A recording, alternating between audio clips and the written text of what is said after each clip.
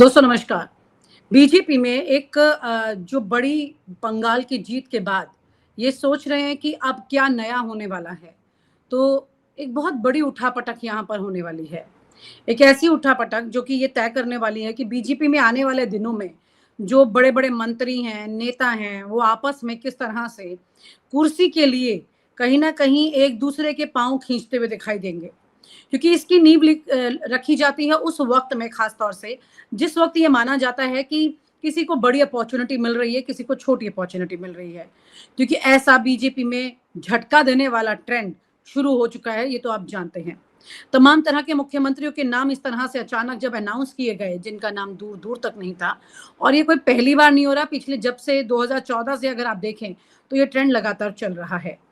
अब बड़ी तस्वीर सामने ये निकल कर के आ रही है कि बीजेपी अपने किसी केंद्रीय मंत्री को मुख्यमंत्री बना करके भेज सकती है राज्य में और किसी राज्य के मुख्यमंत्री का पत्ता साफ हो सकता है।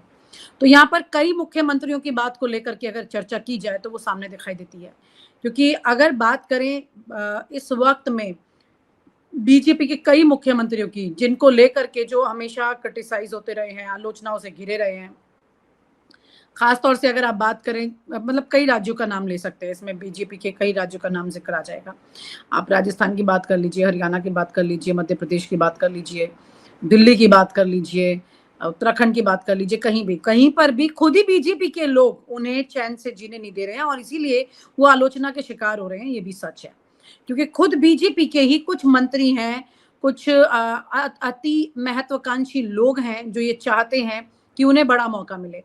अब यहाँ पर जो बंगाल के चुनाव के बाद में जुड़ती हुई तस्वीर दिखाई दे रही है वो ये है कि भूपेंद्र यादव जो कि चुनावी प्रभारी रहे बंगाल में, पश्चिम बंगाल के चुनाव में, सबसे बड़ा जो जीत का क्रेडिट जाता है वो ज़ाहिर है अमित शाह को जाता है, उसके बाद सुनील बंसल को जाता है, उसके बाद जो नाम है उनमें भूपेंद्र यादव भी है। तो अब भूपेंद्र यादव को क्या मिल सकता है, क्योंकि वो तो खुद पहले से पर्यावरण मंत्री हैं और कई बार धर्मेंद्र प्रधान की तरह उनकी आलोचना हुई है उनके कामकाज को लेकर के। उसके बावजूद उनको क्या बड़ा अपॉर्च्युनिटी मिल सकती, तो जाहिर सी बात है केंद्रीय मंत्री में तो बड़ी अपॉर्च्युनिटी नहीं, लेकिन राज्य की बड़ी अपॉर्च्युनिटी मिलती हुई दिखाई दे रही है। उनके लिए चर्चा ये हो रही है कि भाई उनको राजस्थान का मुख्यमंत्री बनाया जा सकता है और वहाँ से भजन लाल जो हैं उनको हटाने की बात चर्चाएँ अंदर इस वक़्त चल रही हैं। वहीं उड़ीसा के भी अगर बात करें तो उड़ीसा के भी मुख्यमंत्री को हटाकर धर्मेंद्र प्रधान को वहाँ भेजा जा सकता है। धर्मेंद्र प्रधान जिनके इस्तीफे की चर्चा लगातार हो रही है। कॉकरोच जनता पार्टी कह रही है कि भैया उनका इस्तीफा दीजिए, भले ही खुद कॉकरोच जनता पार्टी 5 बजे के बाद नदारद हो गई वहाँ पर, लेकिन हाँ, ये है कि वो इस्तीफे की बात कर रही है। बात उनकी पार्टी की नहीं है, बात इस सिस्टम की है। जिस तरह से लगातार धर्मेंद्र प्रधान की मिनिस्ट्री अपनी परफॉर्मेंस में फेल रही है, बिल्कुल अलर्ट दिखाई नहीं दी है, ग्रोथ की बात तो छोड़ दीजिए। ये तमाम तरह की तस्वीरें सामने आने के बाद में धर्मेंद्र प्रधान का दिल्ली में रहना वैसे भी मुश्किल हो जाएगा। ऐसे में उन्हें फेल बोल के हटाना अच्छा नहीं होगा, तो अपग्रेड करके दिखा के उनको शिफ्ट किया जाएगा, क्योंकि ये सारे नाम अमित शाह जी के बड़े करीबी नाम हैं। इनके नंबर कम नहीं हो सकते, चाहे भूपेंद्र यादव हो, चाहे धर्मेंद्र प्रधान हो। अभी इन्हीं सब फ़हरिस्त में इस वक़्त पूरी कोशिशें लंबे वक़्त से अनिल बलूनी जो हैं, जो मीडिया का काम देखते हैं नेशनल लेवल पर, उनका भी कोशिश लगातार चलती रही है उत्तराखंड में किसी तरह से जो भी मुख्यमंत्री रहा, त्रिवेंद्र रावत हो, पुष्कर सिंह धामी हो, तीरथ की बात करें, किसी की बात कर लीजिए, उनका पहला कर्तव्य ये रहा अनिल बलूनी जी का कि किसी तरह से वो जो भी मुख्यमंत्री है वो हट जाए, उसकी सरकार डिस्टर्ब हो जाए और उसकी जगह उनको अपॉर्च्युनिटी मिल जाए। तो यहाँ पर कई तरह की अलग-अलग तरह की चर्चाएँ चल रही हैं, जिनके बारे में ये बात है कि भई कौन कितना अभी टिकने वाला है। तो सबसे बड़ी बात यहाँ पर जो दिखाई दे रही है कि कुछ तो बड़ा फेरबदल होने वाला है, लेकिन ये फेरबदल होते-होते रुक गया है अभी। अभी ठंडे बस्ते पे से डाला गया है, अभी इसकी तारीख का शगुन जो समय है वो नहीं निकाला गया है। क्योंकि अमित शाह बंगाल से जीत दर्ज करा के बड़े चाणक्य की भूमिका में आते हुए अपनी बात मनवाते हुए साफ दिखाई देंगे, इसमें कोई दो राय नहीं है। लेकिन इसमें किसकी लॉटरी लगेगी और कौन फिर से फेल हो जाएगा ये भी देखना होगा। खबर आ रही थी एक बड़ी उत्तर प्रदेश से और फिर बाद में इसका ऑफिशियल अनाउंसमेंट भी हो गया। तो बड़ी खबर ये है कि फाइल तो निकल पड़ी थी और चर्चा भी निकल पड़ी थी, फिर फाइनली लोगों को पता लग गया कि हुआ क्या है। तो खबर ये है कि उत्तर प्रदेश के इंफ्रास्ट्रक्चर सिस्टम में एक बहुत बड़ा बदलाव हुआ है। राज्य की सबसे महत्वपूर्ण एक्सप्रेसवे और इंफ्रास्ट्रक्चर एजेंसी यूपीडीए जो है, अब सीधे मुख्यमंत्री कार्यालय के कंट्रोल में है, सीधे योगी आदित्यनाथ को रिपोर्ट करेगी। यानी अब एक्सप्रेसवे का पूरा मैनेजमेंट डायरेक्ट लाइन पर चलेगा, कोई बीच का स्टेशन नहीं होगा, कोई एक्स्ट्रा स्टॉप नहीं होगा, सीधे सीधे मुख्यमंत्री योगी आदित्यनाथ के कंट्रोल में। और यहीं पर आ रहा है असली ट्विस्ट। ये बदलाव आज नहीं हुआ, कल भी नहीं हुआ, ये 27 मई को हो चुका था, लेकिन बदलाव ऑफिशियल नहीं किया गया था। यानी कि प्रशासनिक भाषा में कहें तो काम पहले हुआ और सूचना बाद में मिली, जैसे फिल्म का ट्रेलर बाद में आए। अब बदलाव से जुड़ा एक बहुत बड़ा चर्चित नाम है जो आपको बता दें, नंद गोपाल गुप्ता नंदी, जिनसे एक्सप्रेसवे विभाग की जिम्मेदारी अब रीअलाइन कर दी गई है, मतलब उनके कंट्रोल से बाहर चली गई है। अब सरकारी भाषा में कहें तो ये प्रशासनिक पुनर्गठन है, लेकिन जनता की भाषा में इसका मतलब कुछ और है। जहां स्पीड ज्यादा थी, वहां अब कंट्रोल थोड़ा और टाइट हो गया है। अब देखिए राजनीति का असली खूबसूरती क्या है। कागजों में लिखा है बेहतर मॉनिटरिंग के लिए बदलाव किया गया है, और राजनीतिक गलियारों में पढ़ा जा रहा है अब स्टेयरिंग और करीब से देखा जाएगा। सबसे इंटरेस्टिंग बात तो ये है कि यूपीडिया जो है बेसिकली यूपी जो कि सीधे मुख्यमंत्री को अब उनकी कंट्रोल में आ गया है। सारे एक्सप्रेसवे का कंट्रोलिंग इसमें रहता है यूपीडा में। यानी अब एक्सप्रेसवे सिर्फ सड़क पर नहीं, सीधे कोर पॉलिटिकल डैशबोर्ड पर आ गए हैं। और यहाँ पर एक बहुत बड़ी बात यह है कि नंद गोपाल नंदी जो हैं गुप्ता जी, उनके हाथ से जिस तरह से ये ले करके योगी आदित्यनाथ ने इसे अपने कंट्रोल में ले लिया है।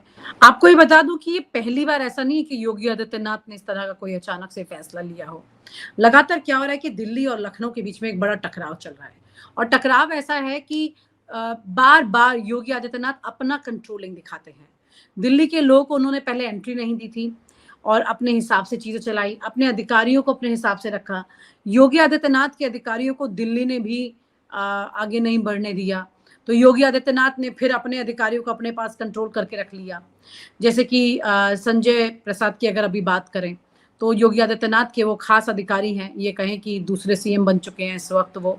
मतलब अनऑफिशियली सिचुएशंस को देखा जाए तो ऑफिशियल कागजों पे भी उन्हीं का ही सब कुछ काम है। तो ऐसी परिस्थितियों में अभी योगी आदित्यनाथ लगातार दिल्ली के साथ दो हाथ कर रहे हैं, हार नहीं मान रहे हैं।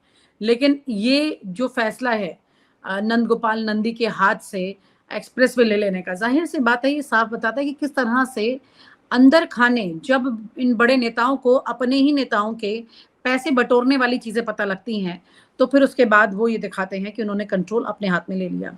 हालांकि कई सवालों के साथ मैं इस बात को यहाँ पे खत्म करूंगी कि योगी आदित्यनाथ के दो गोरक्षक पीठ जो है, उनके कितने फंड्स बढ़े हैं, कितनी जमीनें उनके नाम की गई हैं, इस पर भी नजर डालने की जरूरत है। लेकिन अभी एक नया ट्रेंड चल चुका है कि जो बड़ा बॉस है वो कुछ भी करे उस पर सवाल नहीं किया जाएगा।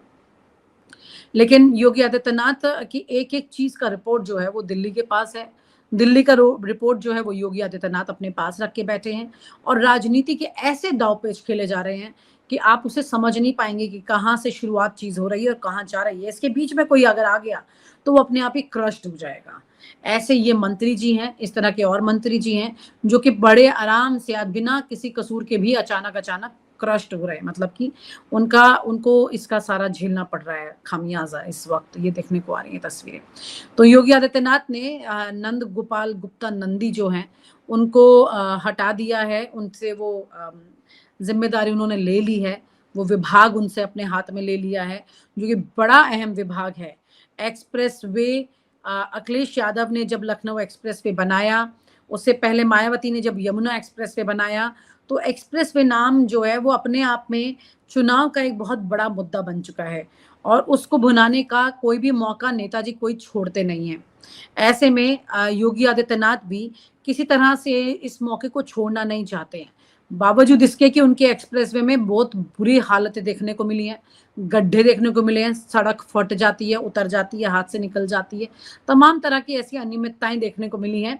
ऐसे में योगी आदित्यनाथ शायद ये सोच रहे हो कि अब ऐसा एक्शन दिखाकर वो जनता को संतुष्ट कर पाएंगे कि भाई देखिए अगर किसी की गलती थी तो मैंने अपने हाथ में ले लिया था। लेकिन क्या जनता ये मानेगी?